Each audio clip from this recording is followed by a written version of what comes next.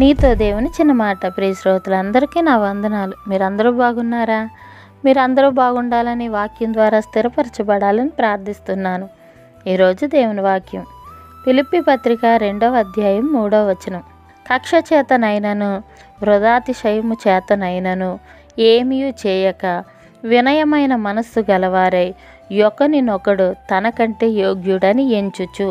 ప్రియా దేవుని బిడ్డలారా, పతనమైన మానవులతో నిండి ఎంతసేపు స్వాభిమానాన్ని, స్వంత ఉన్నతిని కాంక్షిస్తూ ఉండే ఈ లోకం వినయం మనస్సును గౌరవించదు. దేవుని వాక్యం మానవునికి రక్షణలో దైవిక దృక్పథాన్ని కలిగి ఉండడంలో వినయం అనే గుణానికి ప్రాముఖ్యత వచ్చింది.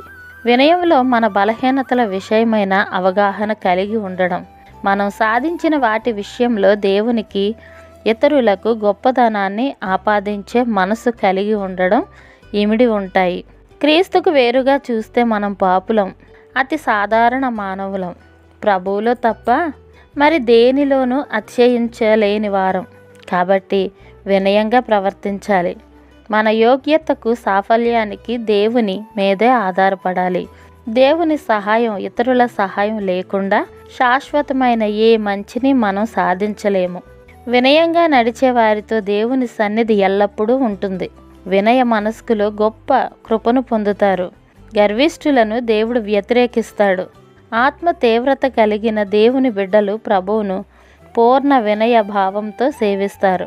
ఇతరుల పట్ల నమ్రతతో జీవించాలి. ఇతరులను మనకంటే ఉన్నతంగా ఎంచాలి. వినయానికి వ్యతిరేకమైనది గర్వం, సొంత ప్రయోజనం, తనను తాను ఎక్కువగా ఊహించుకోవడం, తన స్వంత యోగ్యతల, ఆధిక్యతల పైన, సాధించిన వాటిపైన నమ్మకం ఉంచడం గర్విష్ఠుల లక్షణం. సాధారణమైన మానవ స్వభావం. ఈ ప్రపంచ వైఖరి ఎల్లప్పుడూ గర్వం వైపే మొగ్గు చూపుతుంది కానీ వినయం వైపు కాదు. ఇట్లు మీ సహోదరి భాగ్యం. మరణాత. షలోం.